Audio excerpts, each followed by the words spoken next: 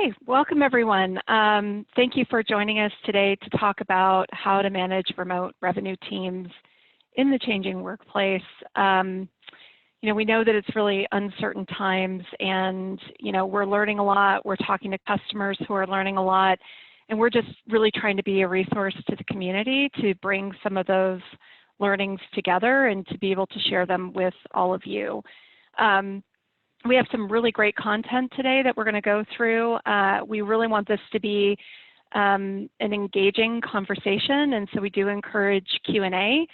We'll perhaps try and get through some questions as we go, but we'll likely hold many of them for the end. But as things come up, please don't hesitate to add your questions in. We're really happy to bring to you today Randy DeHaan, who is Chorus's RVP of Sales at Chorus, as well as Jeremy Waldon, the VP of Global Sales at MavenLink. We've been having great conversations with Jeremy about things that he's been doing with his team, and with Randy about the ways that we're helping set up our own team to be successful in this environment, and I know it's going to be a great conversation. The reality is that a lot of us have had to adjust to work from home very rapidly and probably without a lot of planning, and that's been easy for some and difficult for others, depending on how much of their team had flexibility to work at home before. But when we think about this specific to revenue teams, the 4 buckets of things that we're going to be talking about today is how to take an empathetic lens to your pipeline and encourage your team to have perspective around what's going on with their customers, how to keep your team engaged and connected and really motivated to continue to perform, structures that you can use to keep your teams aligned, both daily, weekly, and even some monthly routines, and then how to keep it professional and human as we're all adjusting to this new normal. And so with that, let's jump right in. The first topic that we're going to talk about is how to bring that empathetic lens to your pipeline and be compassionate about what's going on. And so first thing that we wanted to share is we've been digging through some of our data and looking at what's actually going on in conversations, and we've been finding that as the number of cases of COVID-19 are growing in the US, there's been an exponential increase of mentions that are happening on calls.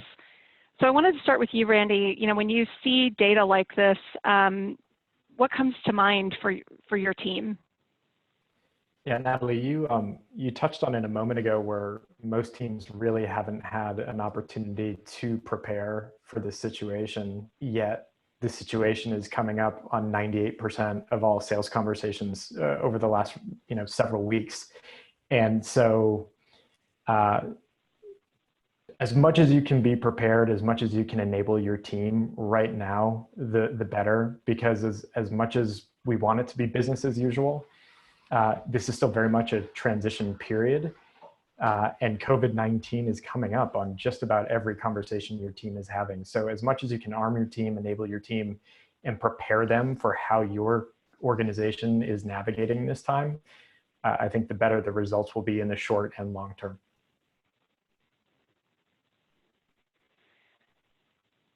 Just digging into that a little bit further, we also pulled some stats about how COVID-19 is coming up on the calls.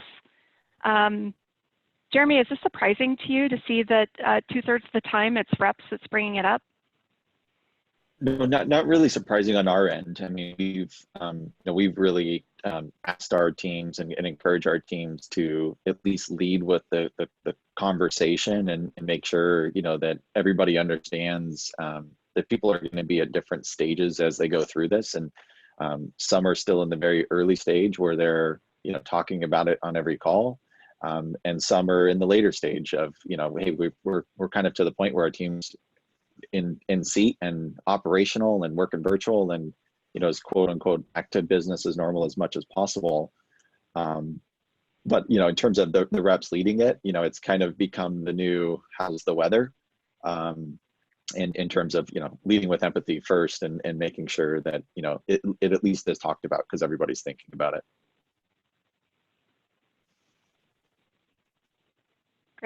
Any other thoughts from you, Randy? When we were talking about it before, is that 2/3 of the time it is the sales reps or the revenue teams that are bringing it up.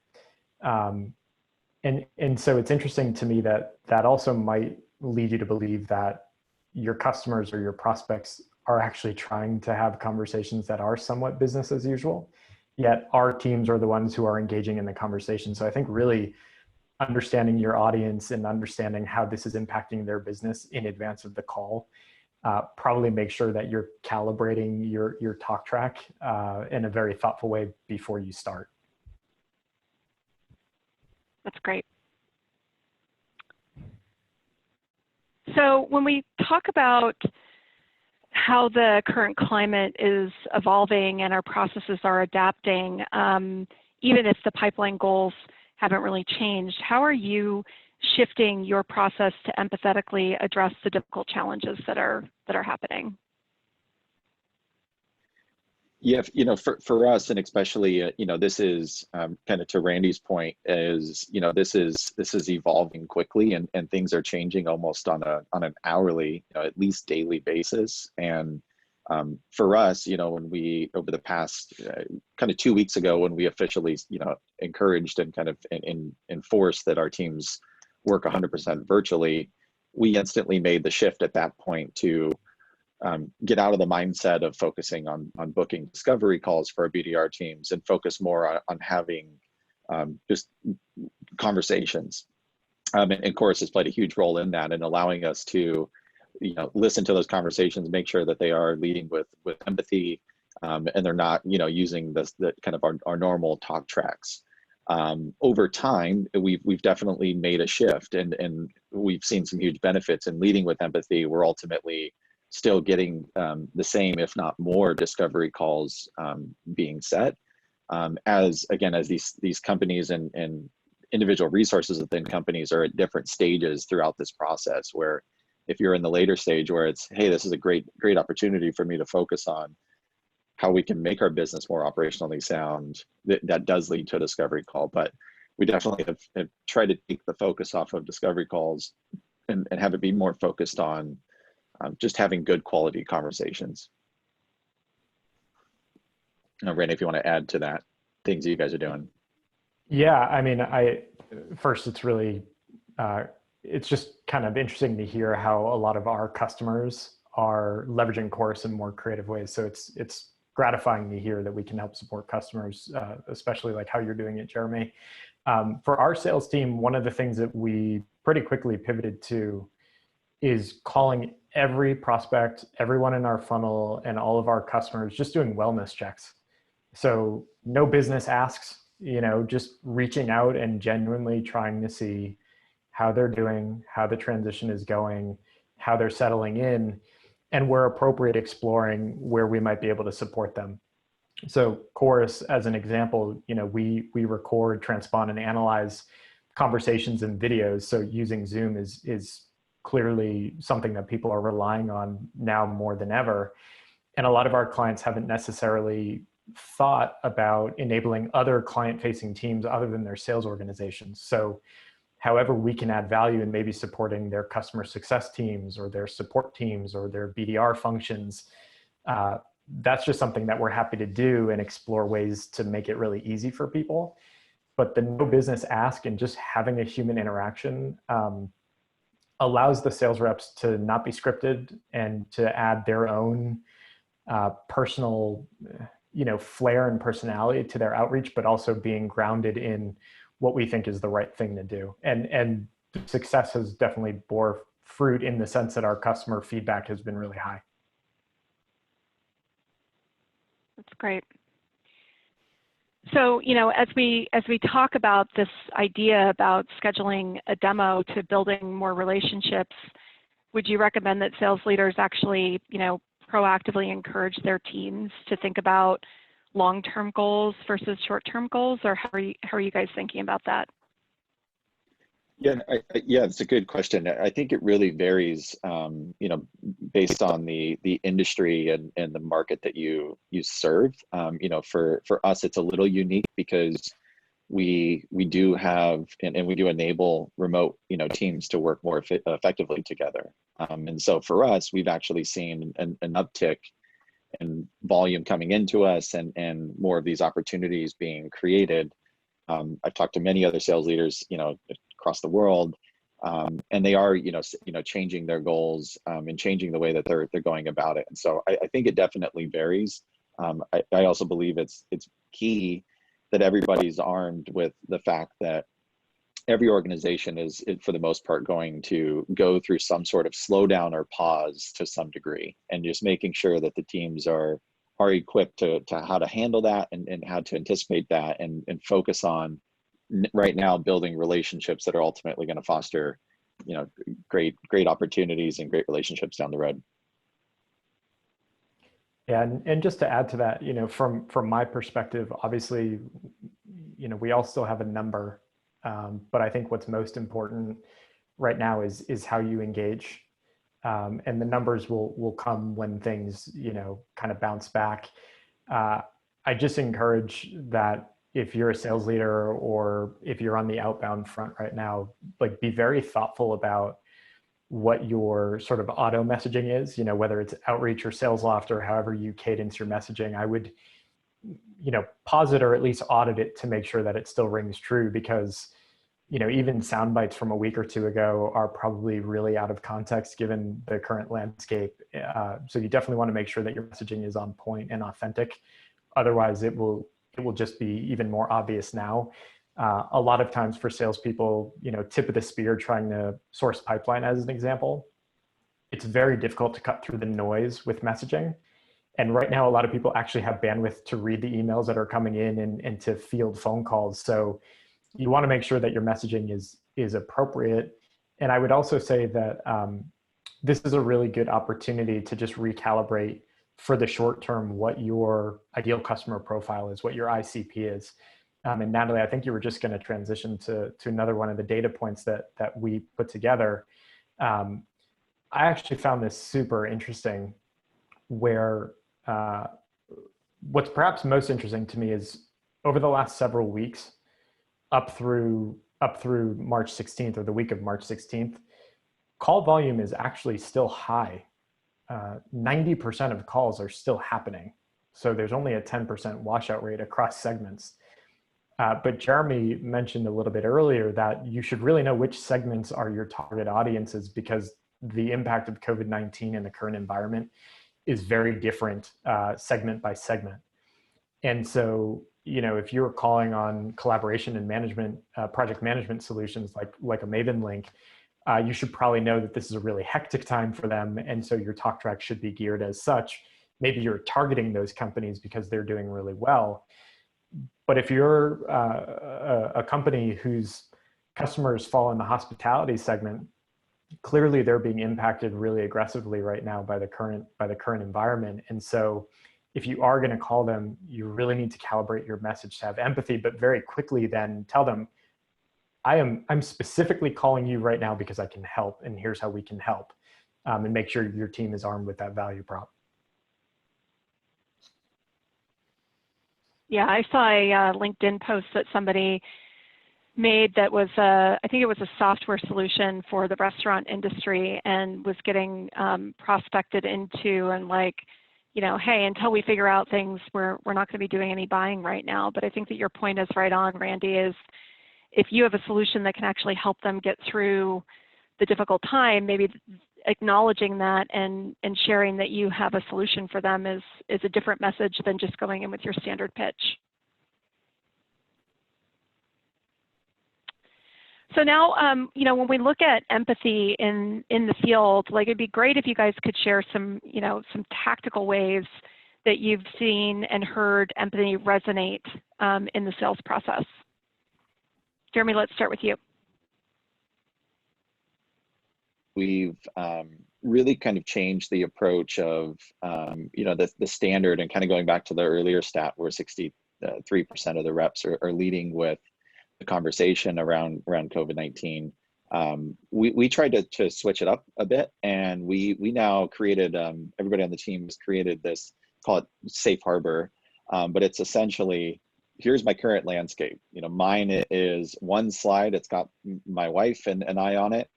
It's got a picture of our 3 dogs, and it says, you're most likely going to have the pleasure of hearing 3 dogs bark in the background. I'm trying to, stay on mute as much as possible because they have barked twice, but luckily it was during a time when I wasn't talking. But it's one of those just humanizing ways of making it real, and it's also brought our teams closer together as well, because we're learning more about everybody's families than we ever have. And then it's also allowing our customers to open up about theirs. And pretty much every time we bring it up, everybody's saying, oh, I got to do that same thing, because I have 3 kids that are, going crazy in the background. And my head of operations has a son that loves to play on the piano, and he keeps sneaking out and banging on the piano. So I think it just humanizes it, and it gets out of the, hey, are you safe? Are you okay? And it just, again, brings it to life a little bit. I love that, Jeremy, because, just to jump in, like there was a New York Times article that came out yesterday by one of their journalists in the tech space. And he was basically talking about best practices for virtual meetings. And his overall message was, nobody wants to see your kids or your pets, and talking about people taking calls from a closet or their bathroom. But it felt like the message was that you shouldn't expect that people are going to have tolerance. And so it's nice to hear a tactical way that you can actually address that to help humanize the situation. Yeah, people buy from people, right? Businesses don't buy from businesses. So right now, where everything is virtual, the more human you can make the interaction, I actually think the better the conversation will go. Jeremy, I'll see your 3 dogs and raise you a 3-year-old and an 18-month-old. So you'll probably hear them joining the conversation soon. But to your point about creating sort of like a safe harbor to just introduce, like, hey, this was not planned, so we're all doing the best we can. I love the idea of actually asking people what they've learned through this process. Like, are there any silver linings that have come out of this where maybe your company has learned something that they can implement going forward, or maybe something has proven to actually work better for your team right now, or a talk track that you can double down on.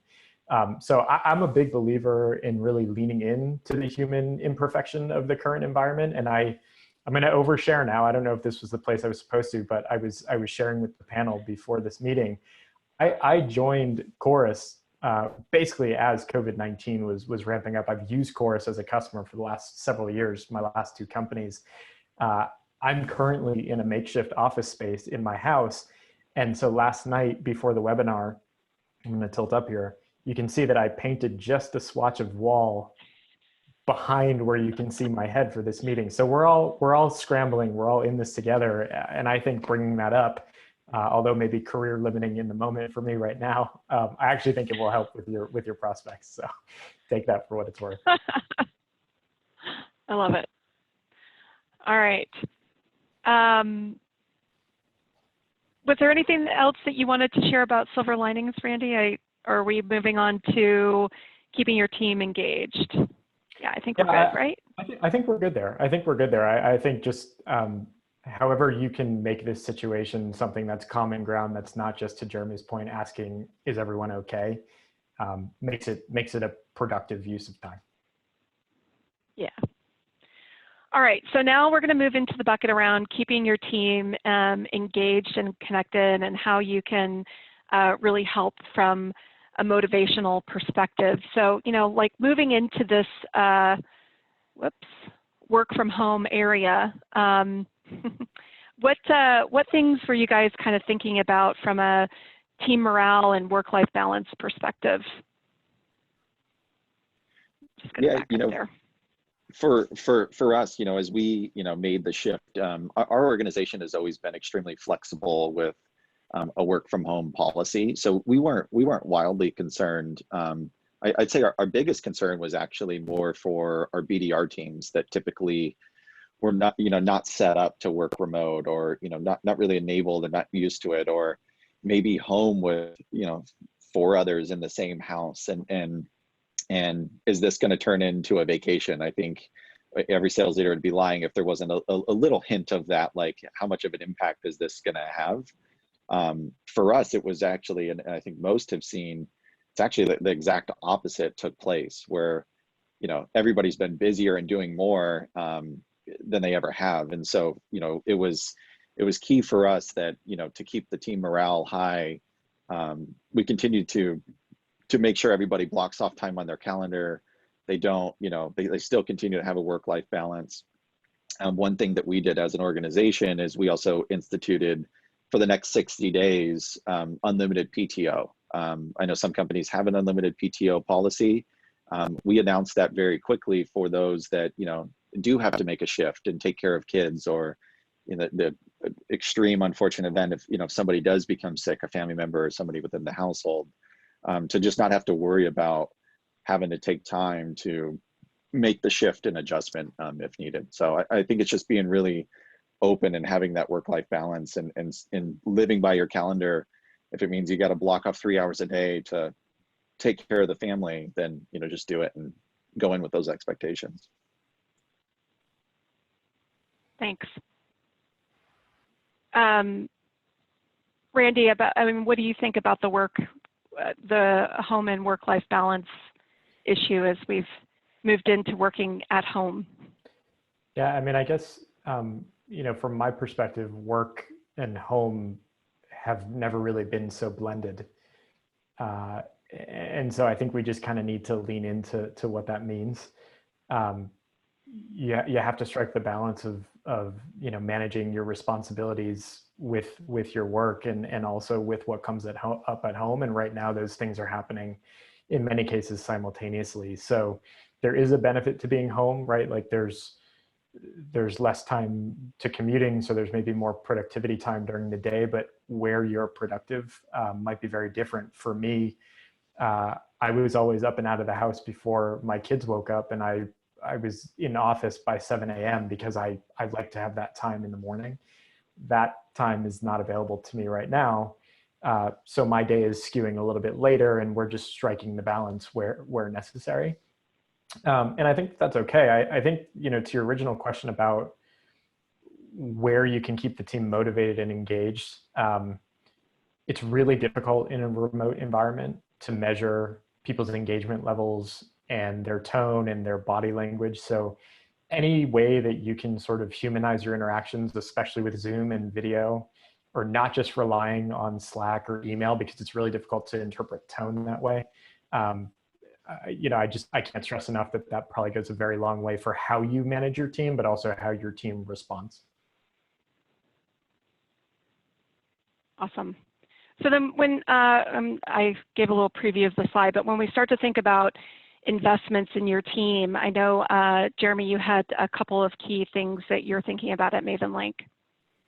Yeah, and for us, you know, it's really, it kind of goes with the theme of, you know, just trying to capitalize as much as possible and on the time. And, you know, there's definitely been a lot of conversations internally with our organization on, you know, what are the current processes and things that we need to do to shift, you know, to depending on how long this lasts for the short term, you know, operating of the business. And then there's also the long term. You know, this does create some opportunities where, you know, I'm in Southern California, so we're on a complete lockdown. Every business is closed, and so people are going a little stir crazy. And again, it goes back to, you know, really trying to get everybody to turn their computers off, at least on the weekends and at nights, and, you know, just go spend time with your family.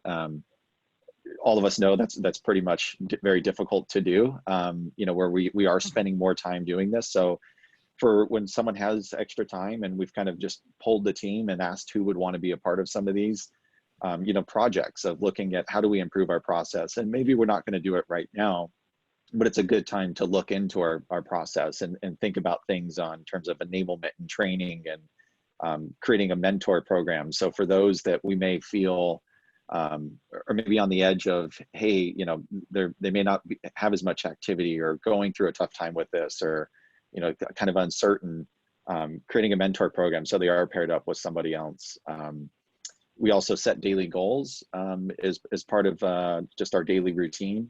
We'll talk a little bit about that later, but I think it's important to set goals and then pair people up that have similar goals, whether it's for the day or the week or the month, so that there just is this, you know, connectedness between those that can hold each other accountable and just have foster as much of the human interaction as we possibly can. That's great. And Randy, you had some tips that you wanted to share as well. Yeah, I mean, I think, so Jeremy just touched on setting goals, and I think having shared experiences is really important. So, you know, again, it depends on your sales motion and maybe the tenure of your team. But, you know, if you have a relatively short sales cycle or a BDR organization, like doing call blocks where everyone is calling at the same time together, and there's just that, you know, real-time camaraderie that's happening. I think that's really important. You know, Jeremy also touched on just being deliberate with your time. So wherever you can help set the tone for a routine, wherever possible. Humans are routine-oriented creatures. So even though it's a new normal, trying to make it as normal as possible can really be accomplished in large part with just having routine. And for a lot of people, that routine is being established, but getting to a point where it's a steady state. I think the biggest point, not to bury the lead, but for me as a revenue leader, the number one thing that we can do is over communicate with our teams. And you don't want to bury people with you know, too much chatter.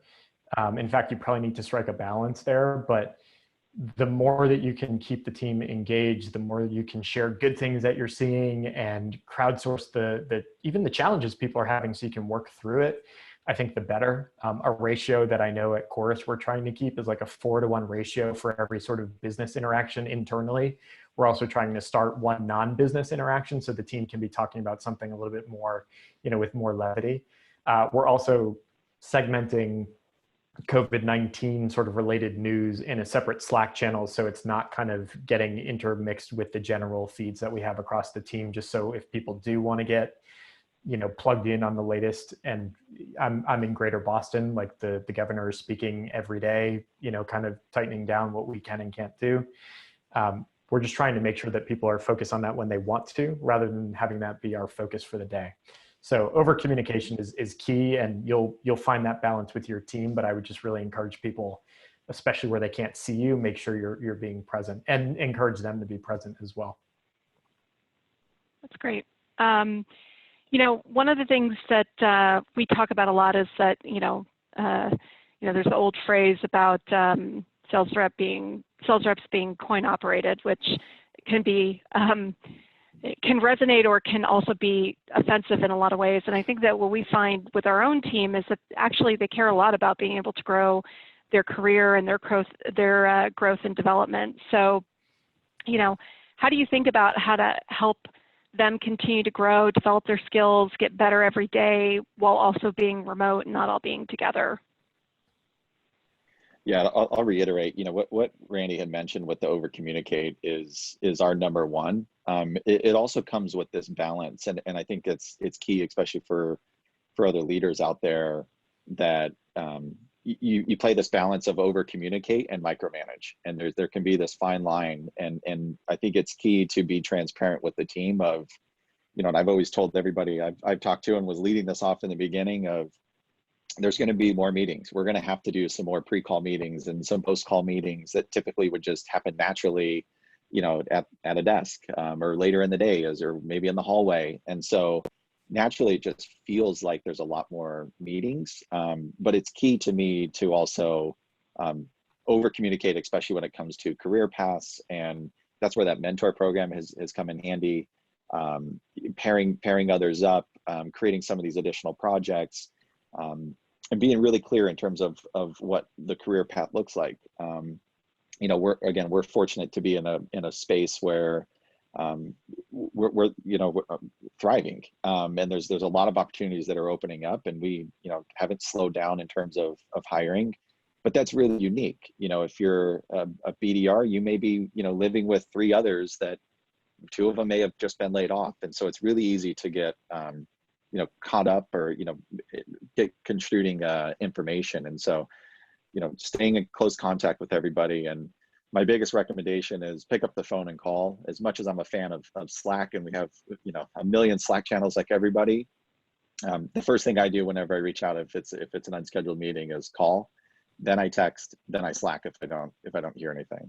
So I think that's just a good tip to just, again, keep that human interaction as much as possible use Zoom and have it be on video. Yeah, just to Love it. just to add on that, and Jeremy, I think you're spot on. You know, the topic here is around growth, and so over communicating with your team will help make sure that they understand the path that they're on. You know, for a lot of sales reps, they want to feel like they're making progress, like upward mobility in their career. That's why a lot of our reps join a startup, because they want to get exposure to, you know, doing more deals, then bigger deals, and then maybe managing a team. And that's a very familiar track for people. You know, the one thought that I had just kind of as we were thinking on this topic, like if this isn't a growth opportunity for people right now, like I don't know what is. And it's super challenging. So taking nothing away from that, but everything about, you know, our resolve and our creativity and, you know, our spirit is being tested right now. And like, for those that can stick with it and can make it through and continue to be productive, like you're going to learn so many things about yourself and your team and your company, you know, through a lot of the tools that we mentioned, like empathy and how to engage at every level of the organization. And I was thinking about this in preparation for this conversation. You know, so many of your C-suite or your V-suite don't necessarily have time to hear what your customers are saying on the front lines. It's a great opportunity for them to listen to those calls and to really see how they can refine the pitch or get product signal or competitive messaging. Like from the top down, there's value for your enterprise team who's in the field, who's now shifting to inside. You know, Jeremy, you shared that your IT team does an audit with everyone to make sure that their cameras at eye level and their audio is good. And if there's any equipment they need for their office, they kind of make those recommendations. You know, your more junior reps, and Jeremy, you said earlier, like those are kind of the ones we were a little unsure because they've never navigated a non-office environment before. They're going to learn so much about time management and prioritization and being able to just kind of stay focused. Like we're all going to grow from this experience is the long and the short of it. So I know that that's probably hard to see, and I have the benefit of being a little preachy on it right now just because we thought about this topic in advance, but there is an opportunity here. It's just, we just got to get through the other side. Great.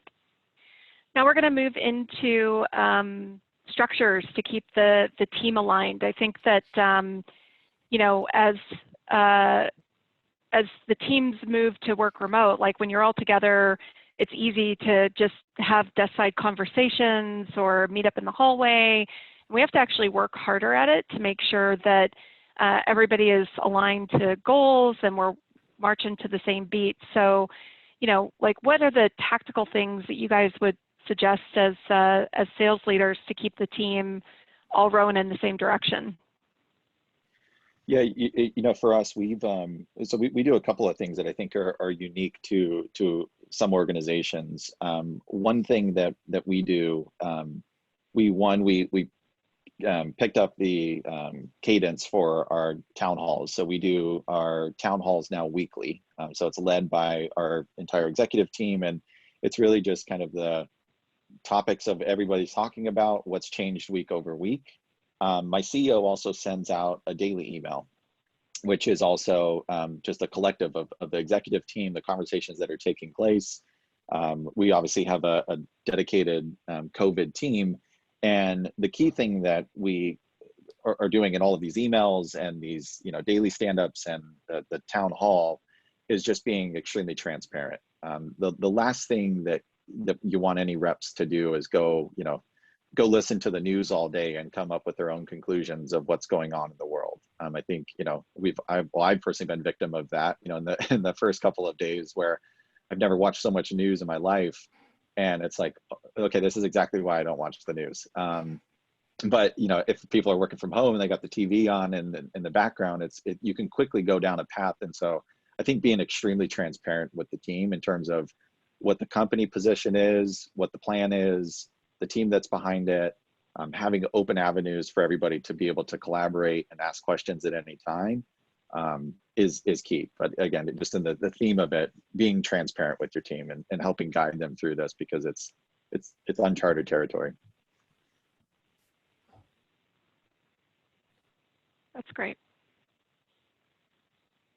Yeah, we were pretty lucky just the way the calendar fell. We had our customer advisory board meeting just over the last handful of business days. And so the topic of COVID and everyone's response came up. And it was really interesting to see the feedback across, some of our representative clients and some of our marquee customers that we partner with on how they're handling this right now. I think one of the big themes that we heard is just making sure that the company objectives at every level are very clear right now. And the objectives for the next, call it 30 to 60 days might be different than the larger context for the business. But I think, especially as it relates to your revenue organization, the team needs to know if they should be sort of carrying on as business as usual, or if they should be adjusting their talk tracks, or if perhaps you're trying to lower the barrier of entry to get more people on your solution right now, and you'll work out commercials down the road, and maybe you create something like a, for lack of a better phrase, like a COVID cohort, and you just kind of track that as something separate from the rest of your pipeline. I think you just need to be very, very clear, to Jeremy's point, over communicate and be transparent, but those objectives down to the front lines, I think really need to be called out. I know one of our clients mentioned that, in terms of keeping the team aligned, they're finding really creative ways to help when there are meetings with multiple stakeholders from their team. So they're creating private Slack channels for every meeting that has more than two folks on their team. So that way one person can run point on the conversation and make sure that their teammates aren't stepping over each other, because that's just, not a great user experience. So there's a lot of really creative and thoughtful ways that you can keep the team aligned, but at a minimum, I think make sure you're clear on the objectives. Hey, we've been saving most of the Q&A for the end, but one that just came in that's just like right on this topic. And so I thought I would pause before we move on. The question was, Jeremy, you talked about being transparent with your team through the stress. How do you bring it up without being alarmist or making people more anxious? Because they are watching the news, right? Yeah, absolutely. So first thing that we do, I'm just kind of taking a step back. We've recommended to everybody to try and just not watch the news. Watch it in the morning, watch it in the evening, but trying to eliminate, watching it during the day, unless there's, a news briefing or something, important that should be watched. But in terms of answering the question, in terms of how we communicate to the team, those daily emails have just been really helpful. And it really just comes to, here's update on our policy, here's what we're hearing from our customers, here's what we're hearing from our team members, here's a few shout outs of somebody that's just going above and beyond in the scenario. And here's what our company outlook is. We're fortunate to have just an amazing board of directors. Our whole entire management team, including myself, just continue to reach out to folks. Like Chorus is a perfect example of, we've been spending a lot of time together, and just, whatever all your customers hearing, what we're hearing, and just continuing to share all of that, and then consolidate it in a way where the team can digest that. Highlighting, wins, no matter how, small they are, is key in a time like this. Not scaring them. And again, I think we're in a little bit of a different situation because of the market that we're in, and the clients that we serve, where our business is doing extremely well. So, some of those things may not be the same for other organizations. But I still think the balance of being transparent around hiring and what your plans are, and where the company outlook is. You want everybody to have the same message, when they get asked, do you guys have funding to make it through this? Everybody should be armed with that, and not, coming up with it on their own, especially if you have a large organization talking to multiple clients. Great, thank you.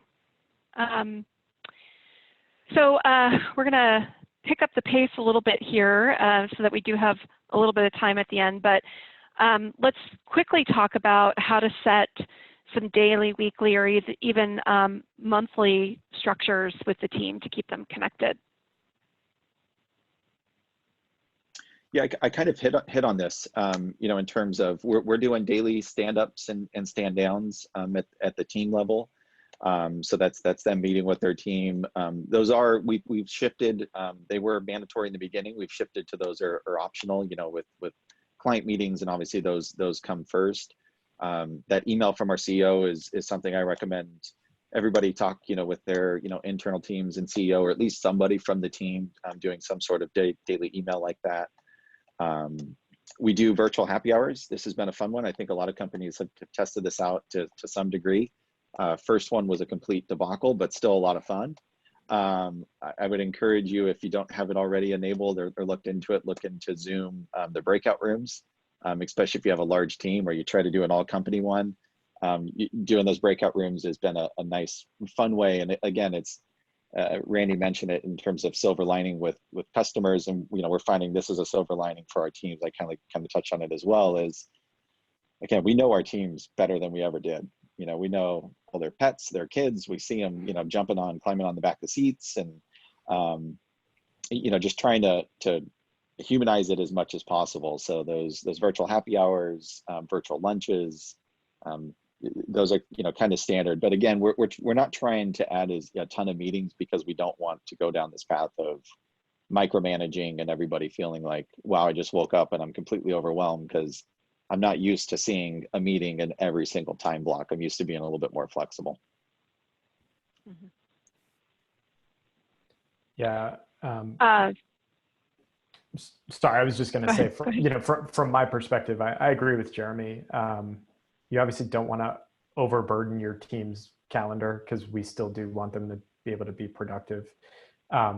We're fortunate at Chorus, because I think a lot of this cadence was already in place, but, you know, continue to do one-on-ones every week, do team film reviews. So get people together, kind of build the coaching environment. And Zoom is actually a really easy way to do that, where you're not in the same room as people. So maybe there's enough distance, but even though you can, you know, see them on the screen.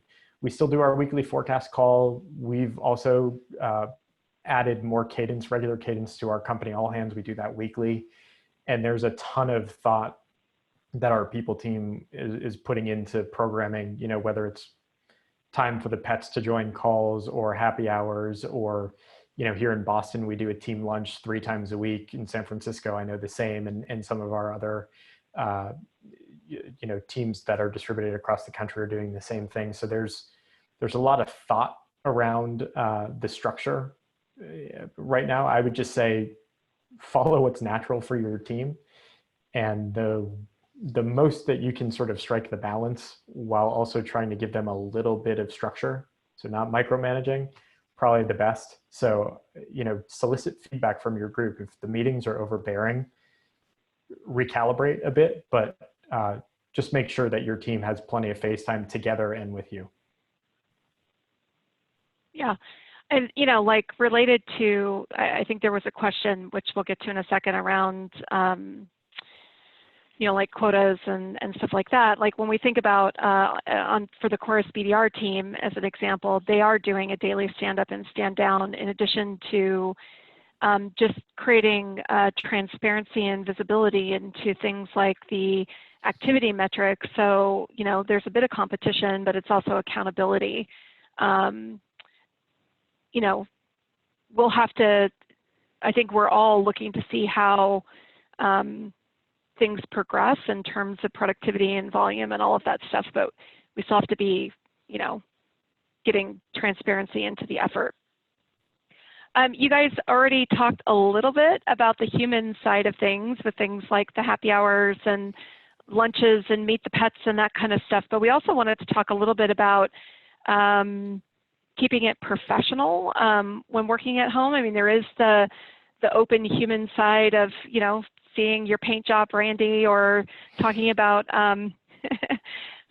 about the artwork or whatever it is in the background. Jeremy, I know that you guys went to great lengths to help your team be prepared for the transition. I'd love to have you talk about that a little bit. Yeah, definitely. So I'm gonna.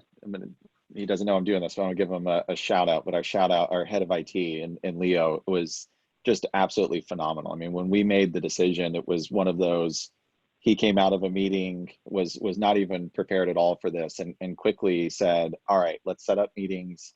Let's get everybody to turn on their video on where they're going to be set up, and let's just go around and see what they need. And so he just took it upon himself to just go and do that. And it quickly mobilized us in a way where he just started ordering things, you know, so like laptop stands and headsets and monitors and anything to make it so that somebody could do their, you know, do their job from their home office. We gave recommendations, you know, to put up art. This chair that I'm sitting in was definitely not part of that initial process, because I'm getting comments left and right, but the chair that I was in was really starting to hurt my back. I think everybody to some degree is starting to like, oh wow, this, you know, I don't know if I can do this setup for, you know, 30 more days potentially or longer. And so I think it's part of this being nimble and evolving over time, and this is changing daily, is to be open to it. We're big on making sure everybody keeps their routine. You know, we emphasize it almost on a daily basis of, you know, get up, you know, for me, it's I get up, I drink a cup of coffee, you know, I watch a little bit of news, not too much, do a workout, take a shower, get dressed the same way that I usually do. And instead of jumping in my car and driving to work, I'm able to meet with my team at that point in time. And so we're kind of all in that same process and routine there. But yeah, just doing as much as you can to, you know, keep it the same and keep it professional is key. Yeah, we Randy mentioned our advisory board meeting from last week, and we had somebody share, you know, I think something that you brought up earlier, Jeremy, about like maybe there's multiple roommates that are all trying to work together at the same time, and how do you help them and help them think about how to keep it professional. I think especially, you know, when you're early in your career, and maybe you don't have a dedicated room for a home office or something like, you know, you guys clearly do. What tips would you, just going off script a bit here, but what, yeah. like, let's say you're talking to a BDR like Randy and Jeremy, what would you tell them to think about as they're thinking about setting themselves up to be successful while remote? I mean, I'll take a first pass. I think especially for folks who have common living situations, like let's face it, especially in households right now where, you know, both partners are trying to do their job. In some cases, not everybody has two office spaces, especially when you have kids running around or dogs, as it were. You know, you just have to adapt. I think if it's possible, wherever you can create a barrier or a boundary mark for like, this is where I do home things and this is where I do work things, the better.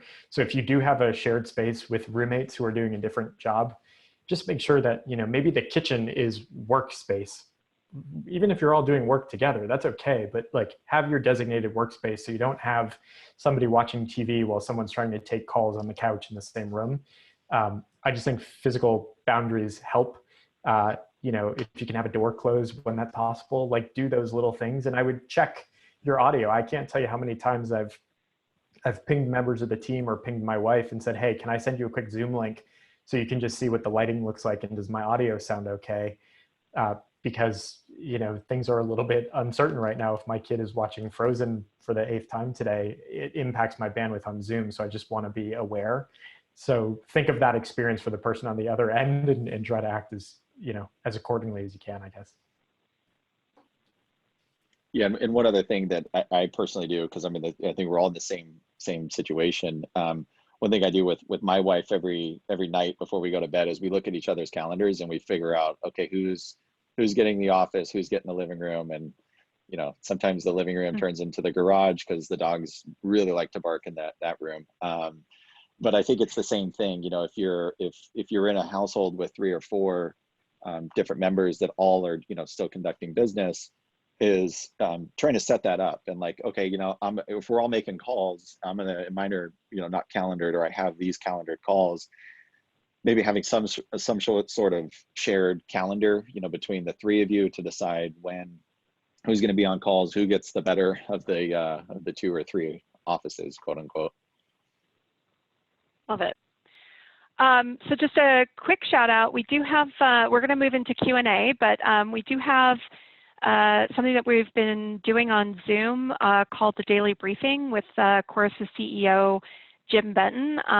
If you want to get more information about that and insights like the ones that we shared, follow us on LinkedIn. We'll announce it when we're going to be going live with that. We're also going to be report articles around our remote revenue team starter kit, so keep an eye out for that. And with that, I'm going to stop sharing my screen so that we can get full view with our panelists and go into some of the questions that have come in.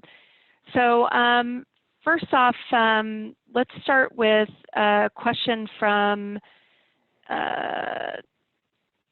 Victoria Symbol. How many one-on-ones do you have a week with each rep, and how long are they lasting? I can go first on this one. So our one-on-ones have stayed the same. So we have our frontline managers still continue to have one-on-ones. They're still an hour. I'd say the big difference, because we've introduced the daily stand-ups and the stand-downs, and we're really encouraging everybody, again, like I said, to just pick up the phone and call rather than Slack. Our engagement level is extremely high right now. Going back to everybody has more meetings on their calendar than they ever have. We were hesitant, some businesses may not be the same, but we were just hesitant to add an additional one-on-one cadence or put an additional meeting on the calendar and just have it be more organic and just pick up the phone and call or answer questions, or if the rep needs to, just call the manager directly. So we haven't changed in terms of our standard cadence when it comes to one-on-ones. I don't know if it's the same for you, Randy. Yeah, more or less the same for us as well. All of our managers, folks on the front lines, meet with the people on their team on a weekly cadence, generally for about an hour. I think just to the question that maybe came in, to help maybe calibrate how long your one-on-one should be, considering there might be more FaceTime right now or more interaction. Make sure that you have an agenda going into the one-on-ones. So if you only need 20 minutes together, adjust the meeting for 20 minutes. And if you have a lot of things that you're trying to accomplish, or you really want to do an in-depth deal review or pipeline review or a coaching topic, let your team prepare for that, and then you can kind of schedule as such. It's never a bad thing to give people their time back. So if your one-on-ones by default are an hour and you decide in advance that it's only going to be 30 minutes, you just freed up some space for people's day. So I don't think that that's a bad thing, but an agenda has really helped our team calibrate how they use the time in those meetings. Great. Daniel Welch has asked, it seems like bringing up COVID-19 may put your deal at risk. What would you guys say to that concern? I guess I'll take a first pass. I'm not sure that it puts your deal at risk if you have a good way of talking through it, why it's an opportunistic time or why your value prop can support them. I also do think that a lot of businesses right now are taking the opportunity to take stock of how prepared they are, or how structurally sound they are, or how nimble they are, any topic du jour.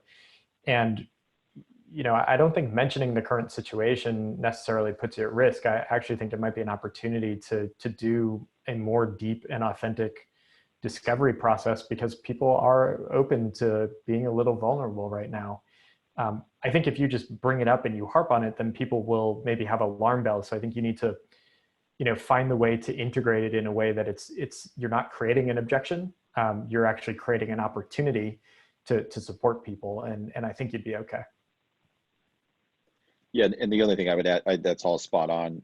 Pretty much going to respond to the same thing. The only thing I would add is that we've also been leveraging it, especially in some of these later stage opportunities, as a point to reconfirm, just what the buying process is. Is budget still there? Who the economic buyer is? Some of these things that may have already been confirmed that quite possibly could have been changed. And so I think it is a point in terms of either just reconfirming or, getting an understanding, because something may have changed in that business. So Well, I think everything can be at risk. You know, it's just, again, every company is going to be going through these different stages. Everybody's thinking about it, so I don't think it hurts to bring it up. We also have a question from Fazul, who says, we're in the process of building future pipeline and would like to know from Jeremy and Randy, what do you think is a good way to do that?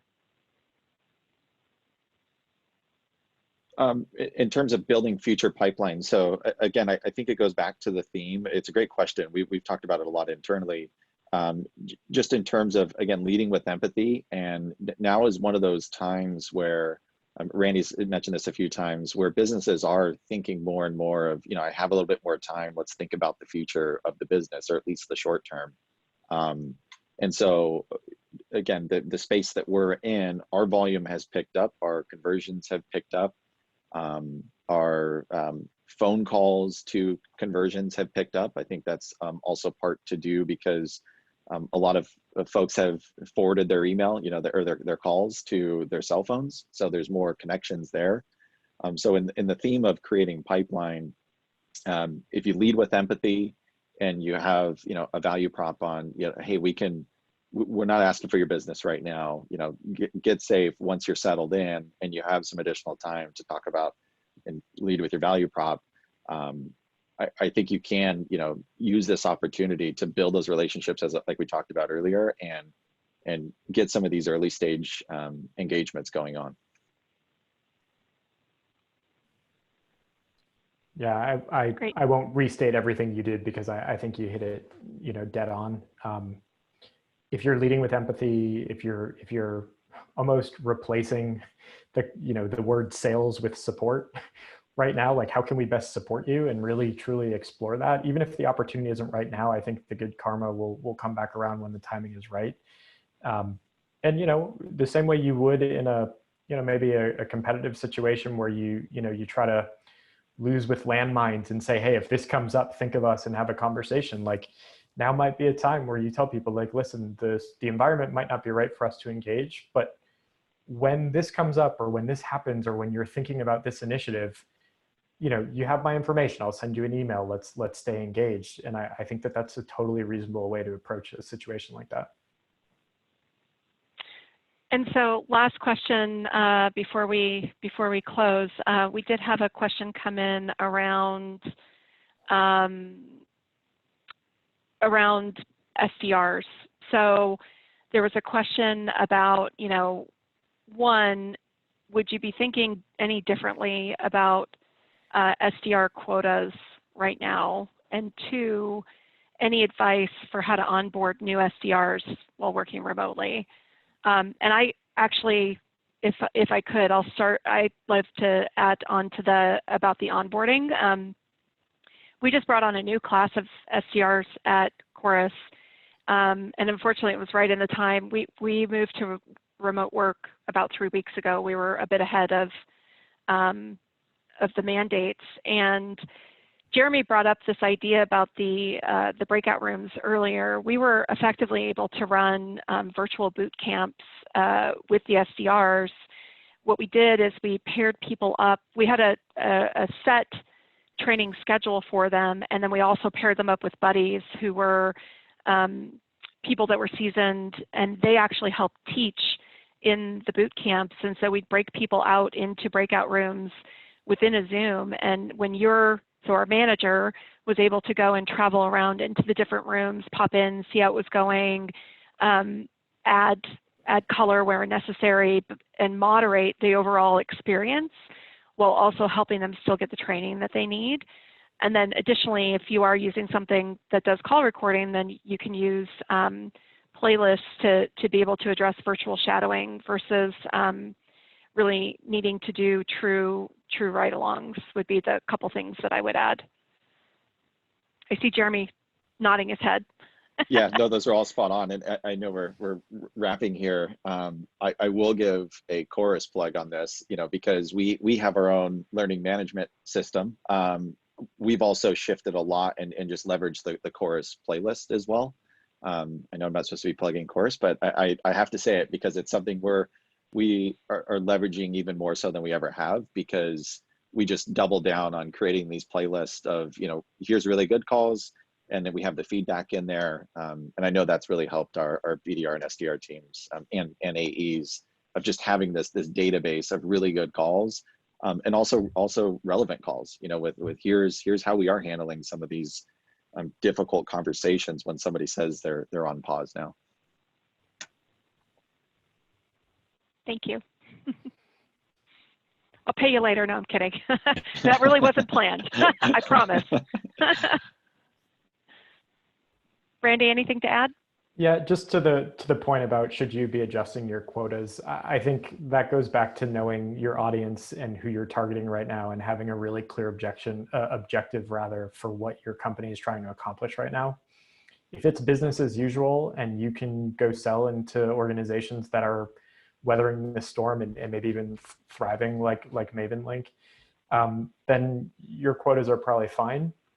If you're calling into organizations or segments where the market is really down and so your business might need to adapt, you might consider adjusting quotas. But I would caution adjusting quotas forever. I would adjust quotas for the short term so people still know what the measure of success is, that we're just dealing with the situation right now. So hopefully that helps. I know our friend and partner, Matt Cameron from Sassy Sales Management, had a really interesting post on LinkedIn over the last week on that very topic. So maybe we can link that out to people as well, because I found it really insightful.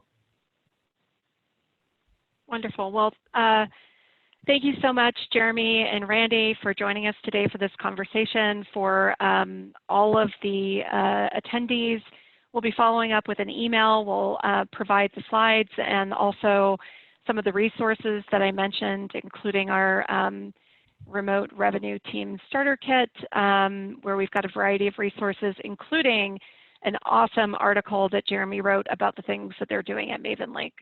So thank you all for joining, and stay safe and healthy, and happy selling as much as you can, or to Randy's point, supporting.